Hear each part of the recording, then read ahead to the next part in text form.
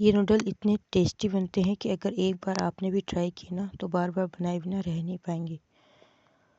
तो इसको बनाने के लिए हमने लहसुन और काफ़ी सारी वेजीज ली है और इसमें मैगी मसाला डाल दिया है। इसे बनाना मैगी से भी ज़्यादा आसान है और इसमें ऊपर से भी मसाले हमने डाल दिए हैं। फिर इसमें हमने ब्लैक सॉस और विनेगर डाला है और अच्छे से मिला लेंगे। अच्छे से मिलाने के बाद अब इसमें हम गरम तेल डालेंगे और तेल डालने के बाद भी अब हमें इसमें अच्छे से मिलाना है और मिलाने के बाद हमने इसमें लास्ट में नींबू डाला है। इसका खट्टापन का स्वाद इतना अच्छा आता है। अब इसमें हम उबले हुए नूडल्स डालेंगे और इसे अच्छे से चम्मच से या फिर कांटे से, आप जिससे भी चाहें उससे मिक्स करना है। और मिक्स करने के बाद आप देख सकते हैं इतने अच्छे बने हैं। मैंने तो जब से इसे देखा है मैं 2-3 बार बना के खा चुकी हूँ। आप भी देखिए और बना के खाइए। टेस्ट में काफ़ी अच्छे। Bye bye.